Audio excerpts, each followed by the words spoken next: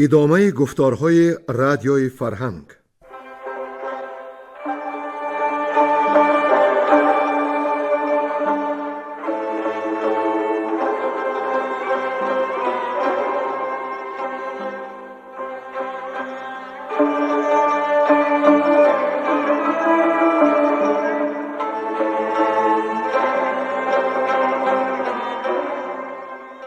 بسا رنج بردم در این سال سی، عجم زنده کردم بدین پارسی. بسا رنج بردم در این سال سی، عجم زنده کردم بدین پارسی.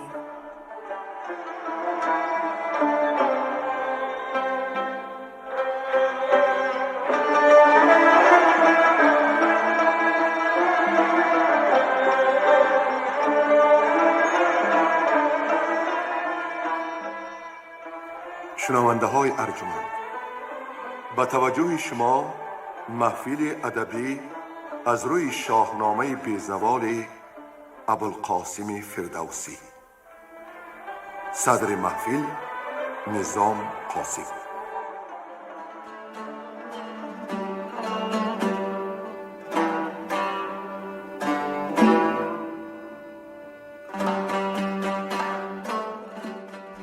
در گفتار پیشین شنونده های ارجمند شنیدند که کیسرا از پند و نصیحت و علم و محبت نامه آراست و از رامبرزین نگهبان مرز مداین گرفتار کردن نوشزاد بلواگر را خواست. پیش از رزم رامبرزین گرد پیر و دلیرش پیروز شیر با نوشزاد سخن گفت، خواست او را سری ننگ آورد و از این راه خطا بیرون برد.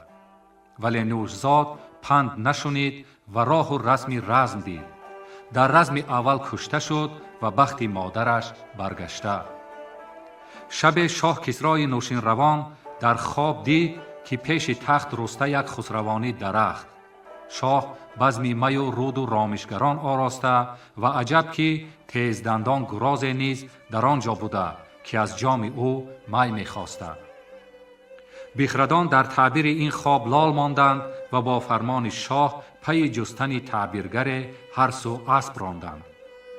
موبد بنام آزاد سرو آمد به مرو و گزارش بر موبد افتاد که کودکان را زند و اوستا یاد می‌داد. بزرج مهرنام از شاگردان او گفت که تعبیر خواب شاه را می‌داند، ولی از این باب تنها نزد شاه سخن می‌راند. تعبیر خواب شاه بزم‌های درگاه و پندهای آن کودک خردمند را با اهل جاه امروز خواهید شنید. گوینده ها عبدالرشید خوجمقلوف، گلرخسار صفی، حاجی اسماعیل پیر محمد زاده، صباحت قاسم و نظر یزدانی.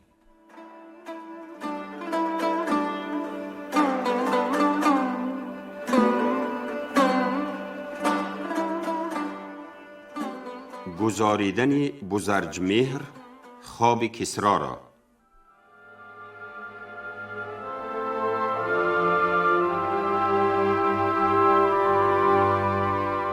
چو بشنید کودک ز نوشین روان، سرش پر سخن گشت و گویا زبان. چنین داد پاسخ که در خان تو، میانی بتانی شبستانی تو. یکی مردی برناست که خویشتن، به آرایشی جامه کرده است زن. ز بیگانه پردخت کن جایگاه، بدین رای ما تا نیابند راه. بفرمای تا پیش تو بگذرند، پی خویشتن بر زمین بشمرند. بپرسیم از آن ناسزای دلیر، که چون اندر آمد به بالین شیر. ز بیگانه ایوانش پردخت کرد، دری کاخ شاهنشهی سخت کرد. زنان شبستان آن شهریار، برفتند پربوی و رنگ و نگار. سمنبوی خوبانی با ناز و شرم، همه پیش کسرا برفتند نرم. ندیدند از این سان کسی در میان، برآشفت کسرا چو شیری ژیان. گزارنده گفت این نه اندر خور است، غلام میانی زنان اندر است. اگر خوابت ای شاه دیدی درست، نباید گزاریش ز هر گونه جست. برهنه دیگر باره بگذارشان، به ژرفی نگه دار بازارشان. بفرمود پس خادمان را که زود، بتان را سراسر بیارد چو دود. چنین گفت رفتن به افزون کنید، رخ از چادری شرم بیرون کنید. دیگر باره بر پیش بگذاشتند، گزارنده را چیره پنداشتند. غلام پدید آمدن در میان، به بالای سرو و به چهری کیان. تنش لرز لرزان به کرداری بید، دل از جان شیرین شده ناامید. کنیزک بدان حجره 70 بود، که هر یک بتن سرو آزاد بود. یکی دختری مهتری چاج بود، به بالای سرو و بروخ آج بود. غلامی سمن پیکر و مشک بوی، به خوانی پدر مهربان شد بدوی. کنیزک ورا با خود آورده بود، چونین چرب دستی برآورده بود. بسانی یکی بنده بر پیش او، به هر جا که رفتی بودی خویش او. برو پرزیچین کرد نوشین روان، شگفت آمدش کاری هر دو جوان. برآشفت از آن پس به دیژهیم گفت، که این هر دو را خاک باید نهفت. گزارنده خواب را بدره داد، زی اسپ و زی پوشیش دلش کرد شاد. فرو ماند از آن دانشی او شگفت، زی گفتارش اندیشه ها برگرفت. نبشتند نامش به دیوان شاه، بری موبدانی نماینده راه. فروزنده شد کاری بوزرجمهر، بدو چهر بنمود گردان سپیر. همه روز روزش فزون بود بخت، بدو شادمان بود دلی شاه سخت.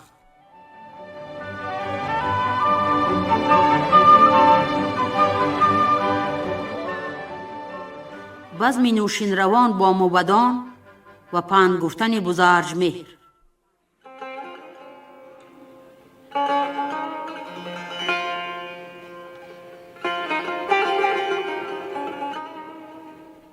به دانندگان شاه بیدار گفت، که دانش کشاده کنید از نهفت. هر آن کس که دارد به دل دانش، بگوید مرا زو بود رامش. از ایشان هر آن کس که دانا بودند، به گفتن دلیر و توانا بودند. زبان برکشادند بر شهریار، چو او بود داننده را خواستار.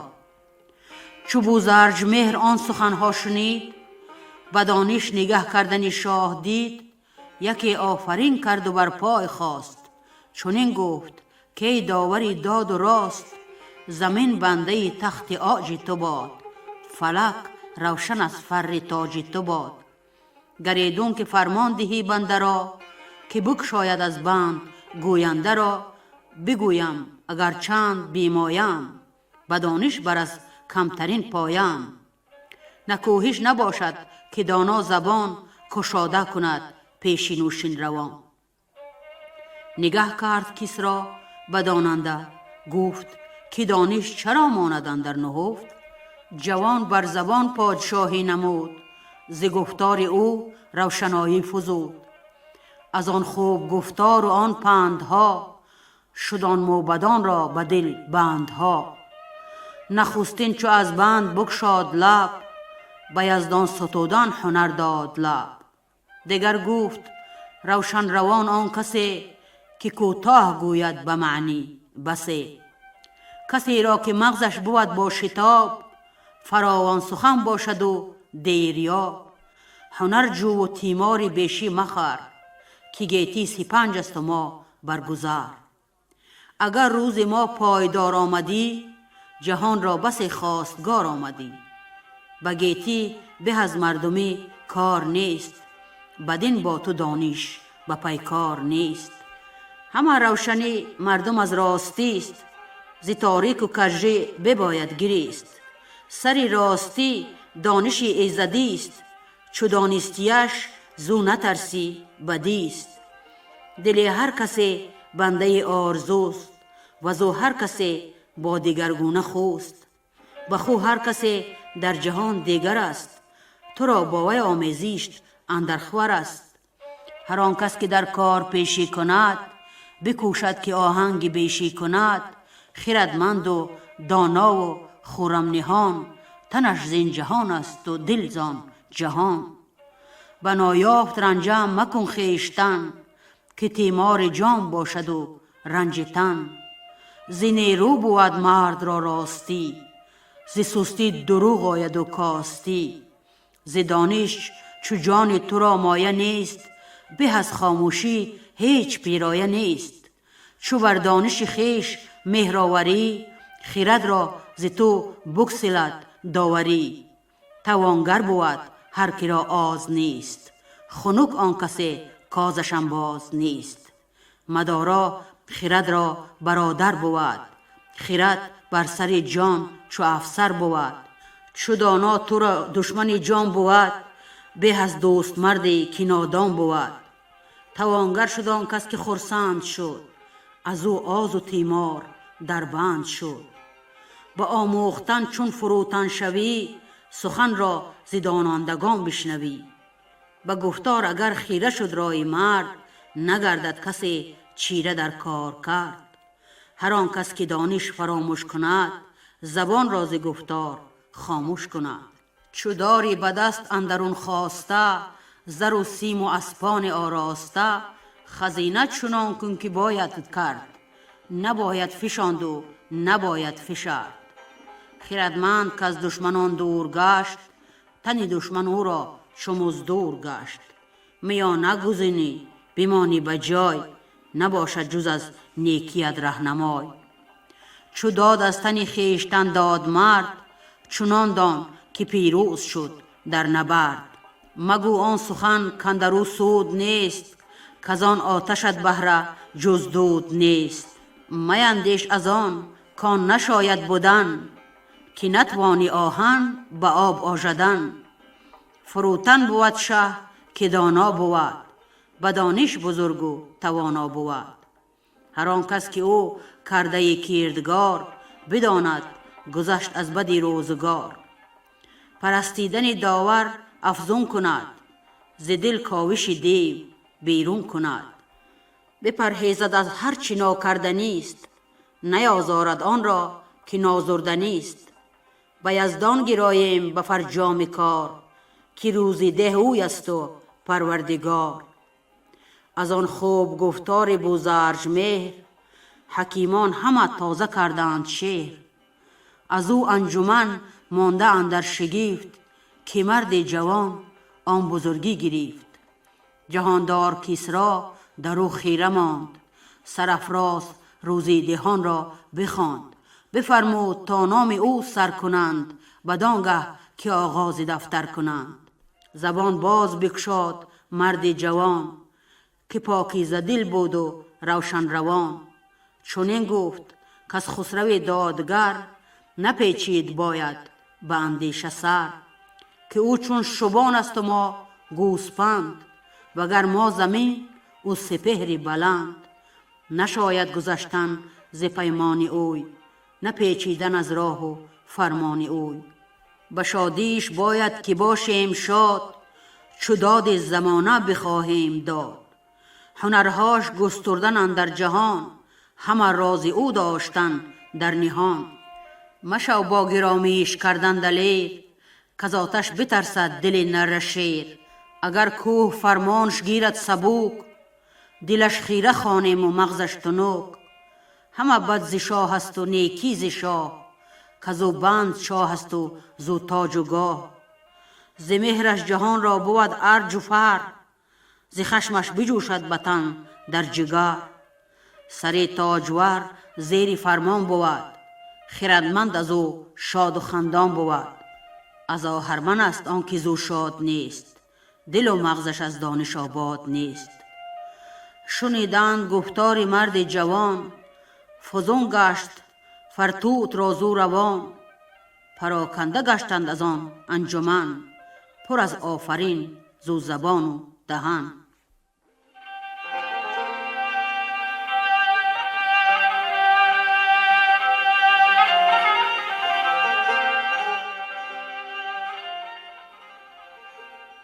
بزم دوم شاه نوشین روان با بوزرجمهر و موبدان.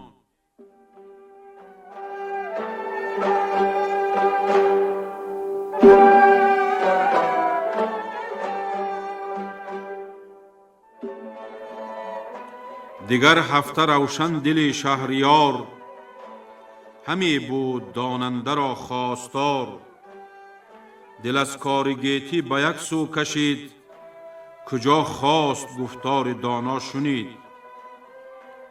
کسی کو سزاوارتر گاه بود، به دانندگی در خوری شاه بود. برفتند دانندگان سخن، جوان و جهان دیده مردی کهن. سرافراز بوزرج مهری جوان، بشد با حکیمان روشن روان. حکیمان داننده و هوشمند، رسیدند نزدیک تخت بلند. نهادند سر سوی بوزرجمهر، که کسری همه زو برافروخت چهر. از ایشان یکی بود فرزانه تر، بپرسید از او از قضا و قدر. که فرجام و انجام چونین سخن، چگونه است وین بر چه آید ببون. چونین داد پاسخ که جوینده مرد، جوان و شب و روز با کار کرد. بود راه روزی برو تار و تنگ، بجوی اندرون آب او بادرنگ. یکی بی هنر خفته بر تخت بخت، همه گل فشاند برو بر درخت. جهاندار دانا و پروردگار، چونین آفرید اختری روزگار. چونین است رسم قضا و قدر، ز بخشش نیابی به کوشش گذر. دیگر گفت آن کس که روزی پر است، کدام است و بیشی کی را در خور است. چونین گفت کان کس که کوشنده تر، به نیکی و کردارش آید ببر. دیگر گفت کز ما چی نیکوتر است، ز گیتی کی را نیکویی در خور است. چونین داد پاسخ که آهستگی، کریمی و رادی و شایستگی. فروتن کند گردنی خیش پست، ببخشد نه از بهر پاداش دست. بکوشد به کوشش بجوید جهان، خیر آمد به هنگام با همرهان. دیگر گفت کاندر خردمند مرد، هنر چیست هنگام ننگ و نبرد. چونین گفت آن کس که آهوی خیش، ببیند بگرداند آیین و کش. بپرسید دیگر که در زیستن، چی سازی که کمتر بود رنج تن. چونین داد پاسخ که گر با خرد، دلش بردبار است رامش برد. بداد و ستد در کند راستی، ببندد دری کژی و کاستی. ببخشد گنه چون بود کامگار، نباشد سرش تیز و نابردبار. بپرسید دیگر که بر انجمن، نگهبان کدام است بر خویشتن؟ چنین گفت کان کز پس آرزو، نرفت از کریمه و از نیک خو. دیگر کو به سستی نشد پیشکار، چو دید از فزونی بدی روزگار. دیگر گفت کز بخشش و نیک خوی، کدام است نیکوتر از هر دو سوی؟ کجا از دو گیتیش بار آورد، به سال دو بارش بهار آورد. چنین گفت کان کس که ناخواسته، به بخشش کند جان آراسته. وگر بر ستاننده دارد شناس، ز بخشنده بازارگانی شناس. دگر گفت بر مرد پیرایه چیست، و از این نیکویی ها گرانمایه چیست؟ چنین داد پاسخ که بخشنده مرد، که او نیکویی با سزاوار کرد. ببالد به کردار سرو بلند، به پالیز هرگز نگردد نژند. اگر ناسزا را نشاند به مشک، نبوید نروید گل از خار خشک. دیگر گفت کاندر سرای سپنج، نباشد خردمند بی درد و رنج. چی سازیم تا نام نیک آوریم، و از آغاز فرجام نیک آوریم؟ بدو گفت رو دور باش از گناه، جهان را همه چون تنی خویش خواه. هر آن چیز کاند نباشد پسند، تنی خویش و دشمن بدان در مبند. دیگر گفت کوشش به انداز و بیش، چی گویی کز آن دو کدام است پیش؟ چنین داد پاسخ که اندر خیرت، جز اندیشه چیزی نه اندر خورد. چو خواهی که رنج به بار آیدت، بکوشی چو در پیش کار آیدت. سزای ستایش دیگر گفت کیست، اگر بر نکوهیده باید گریست.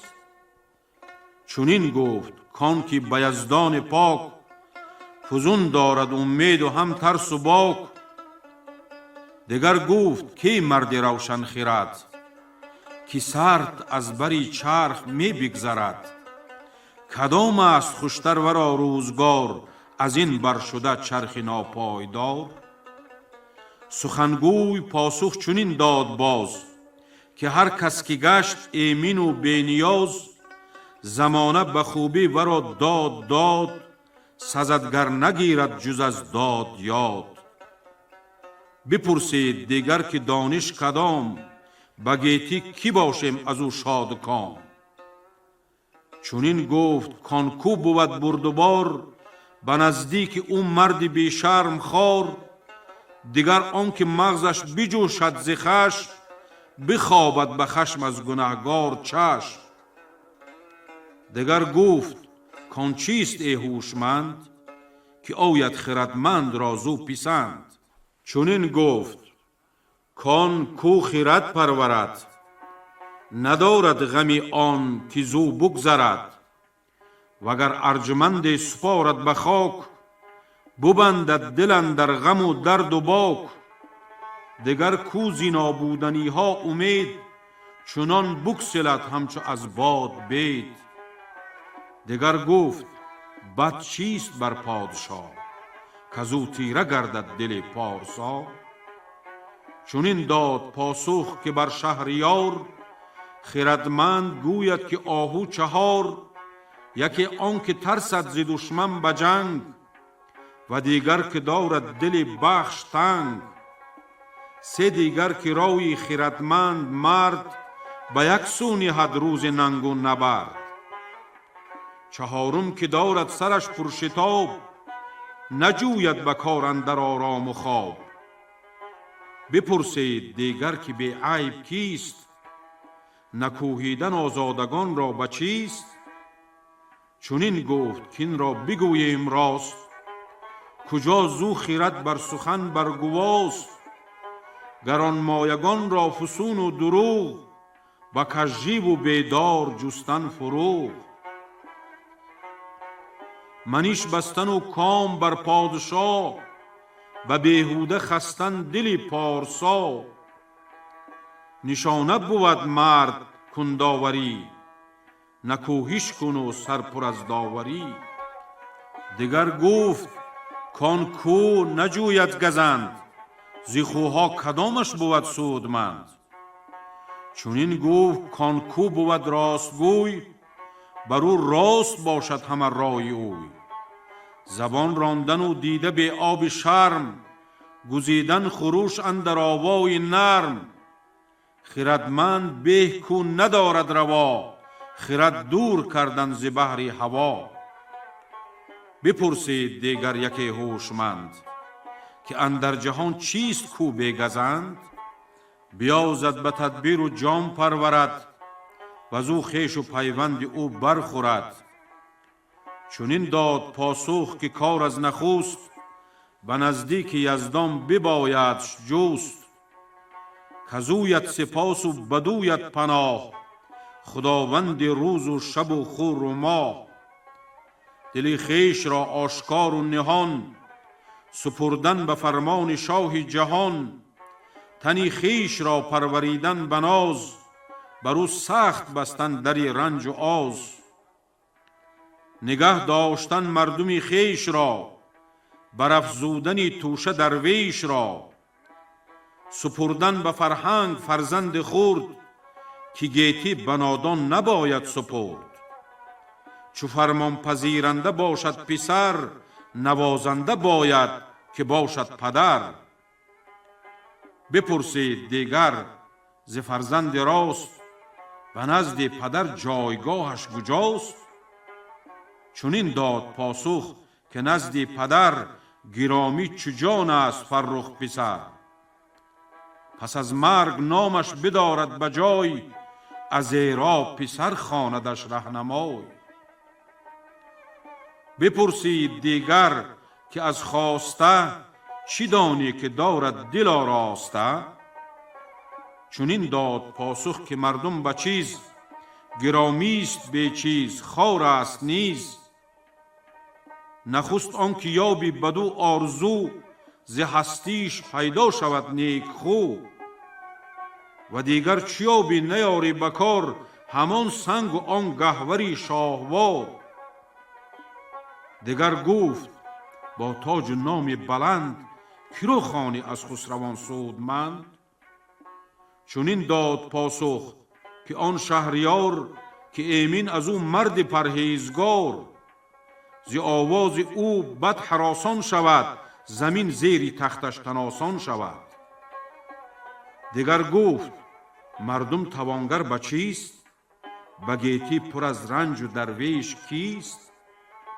چونین گفت کان کس که هستش پسند، به بخش خداوند چرخی بلند. دیگر آن که دولت ورا یار نیست، ورا در جهان هیچ بازار نیست. کسی را کجا بخت انباز نیست، بدی در جهان بدتر از آز نیست. از او نامداران فرو ماندند، همه همزبان آفرین خواندند.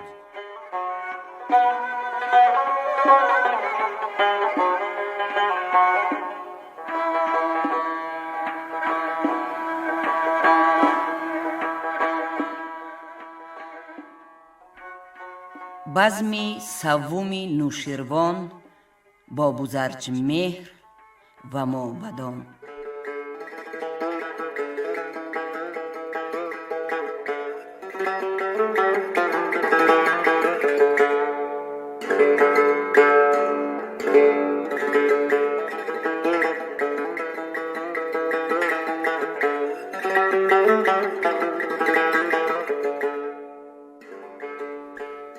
چو یک هفته بگذشت هشتم پگاه، نشست از بری گاه پیروز شاه. بخواند آن کسی را که دانا بودند، به گفتار و دانش توانا بودند. بگفتند هر گونه هر کسی، همانا پسندش نیامد بسی. چنین گفت کسری به بزرج مهر که از چادری شرم بگشای چهر. سخنگوی دانا زبان برگشاد، ز هر گونه دانش همی کرد یاد. نخست آفرین کرد بر شهریار که پیروز بادا سری تاجدار. دیگر گفت مردم نگردد بلند، مگر سر بپیچد ز راهی گزند. چو باید که دانش بیفزایدت، سخن یافتن را خرد بایدت. در این نام جستن دلیری بود، زمانه ز بددل بصیری بود. وگر تخت جویی هنر بایدت، چو سبزی دهد شاخ بر بایدت. چو پرسند پرسندگان از هنر، نشاید که پاسخ دهی از گهر. گهر بی هنر ناپسند است و خوار، بر این داستان زد یکی شهریار. که گر گل نبوید ز رنجش مگو، کز آتش نجوید کسی آب جو. توانگر به بخشش بود شهریار، به گنجی نهفته نی نامدار. به گفتار خوب ار گهر خواستی، به کردار پیدا کنان راستی.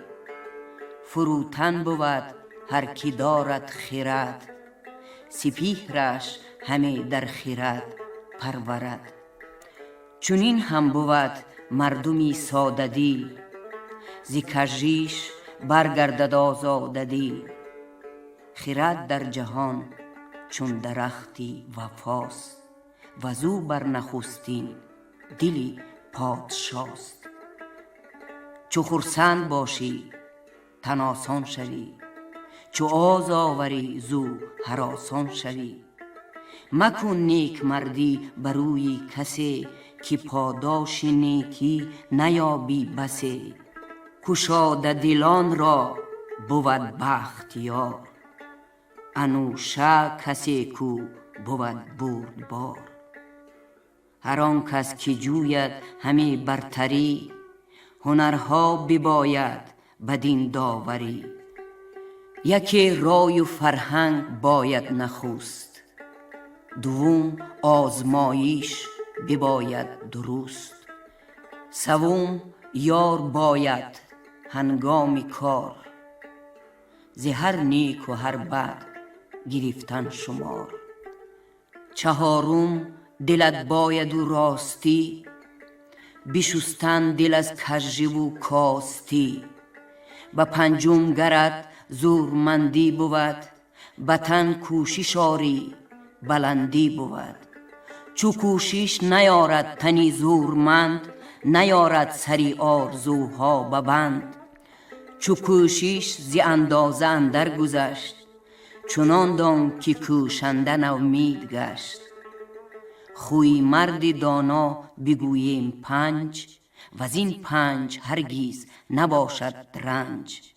چو نادان کند خوی با هفت چیز، نباشد شگفت گر برنج است نیز. نخست آن که هر کس که دارد خرد، ندارد غمی آن کزو بگذرد.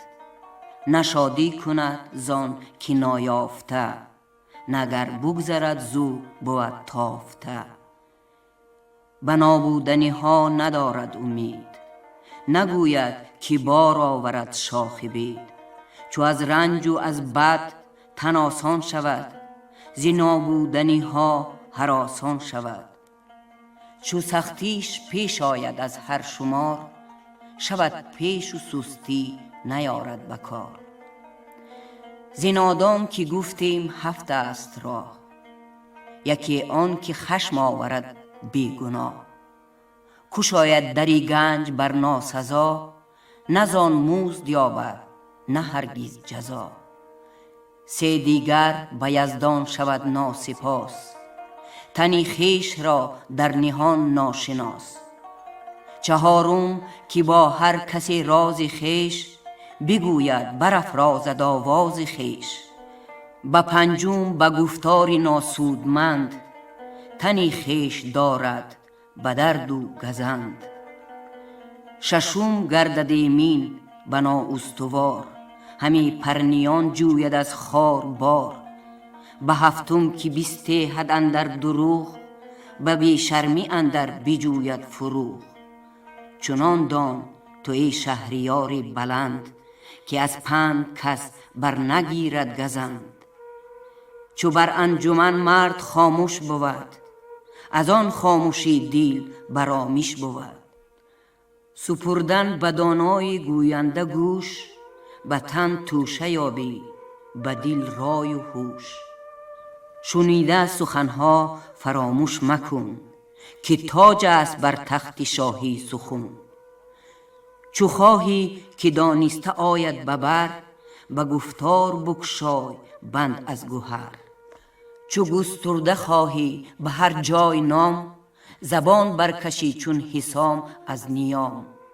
چو با مرد نادانت باشد نشست، زبردست گردد سری زیر دست. به دانش بود جان و دل را فروغ، نگر تا نگردی به گردی دروغ. سخنگوی چون برگشاید سخن، بمان تا بگوید تو تندی مکن. ز گفتار دانا توانا شوی، بگویی بر اینسان کزو بشنوی. ز دانش دری بی نیازی بجو، وگر چند سختی آید بروی. زبان را چو با دل بود راستی، ببندد ز هر سو دری کاستی. همیشه دلی شاه نوشین روان، مبادا ز آموختن ناتوان.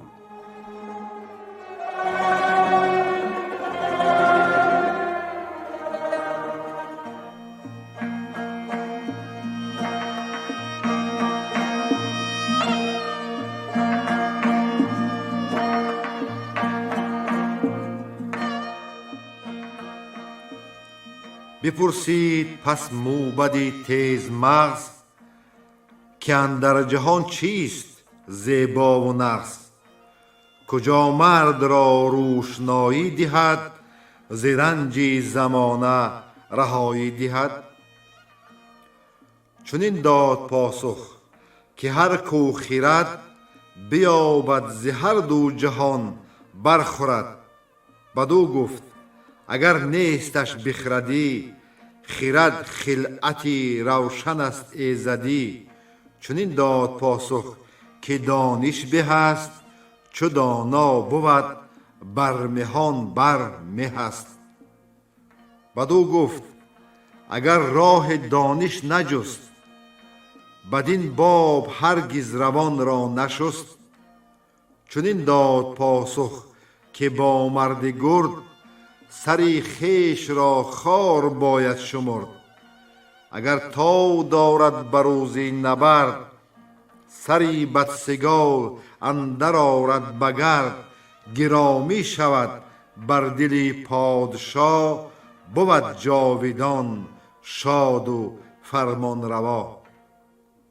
بدو گفت گر نیستش بهره زین، نه دانش پژوهد نه آیین و دین. بدو داد پاسخ که آن به که مرگ، نهد بر سری او یکی تیره ترگ.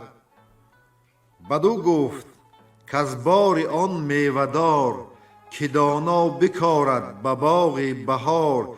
چی سازیم تا هر کسی برخوریم، وگر سایه او به پی بسپریم. چنین داد پاسخ که هر کو زبان، ز بد بسته دارد نرنجد روان. کسی را ندرد به گفتار پوست، بود بر دل انجمن نیز دوست. همه کار دشوارش آسان شود، ابا دشمن و دوست یکسان شود. دیگر گفت هر کو ز راه گزند بگردد بزرگ است گر ارجمند. چنین داد پاسخ که کرداری بد بسان درخت است پرباری بد. اگر نرم گوید زبانی کسی درشتی به گوشش نیاید بسی. بدان که زبان است مردم برنج چو رنجش نخواهی سخن را بسنج. همان کم سخن مرد خسرو پرست جز از پیشگاهش نشاید نشست. دگر کز بدی های ناآمده گریزد چو از دام مرغ و دده. سه دیگر که بر بد توانا بود بپرهیزد و ویژه دانا بود. نیازد به کاری که ناکردنی است نیازارد آن را که نازردنی است.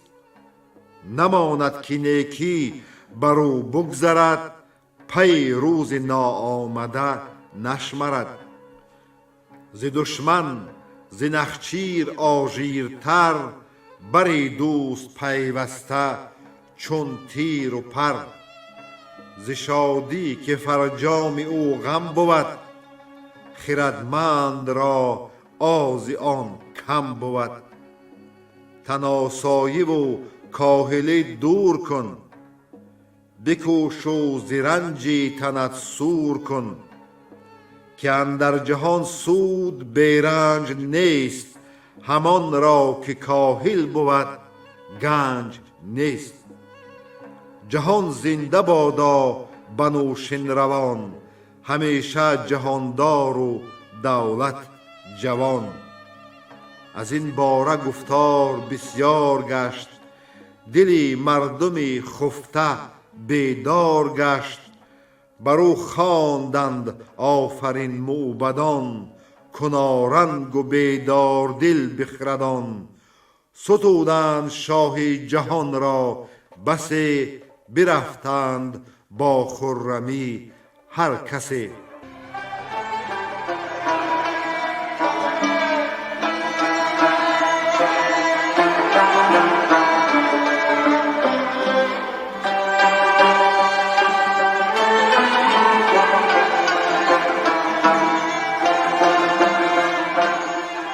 شما محفل ادبی را از روی شاهنامه بیزوال ابوالقاسم فردوسی شنیدید. تهیه‌گر خیرالله ابراهیم، منظم آواز معرفت خالق، صدا بردار برنای نظام. شاد و پیروز باشید.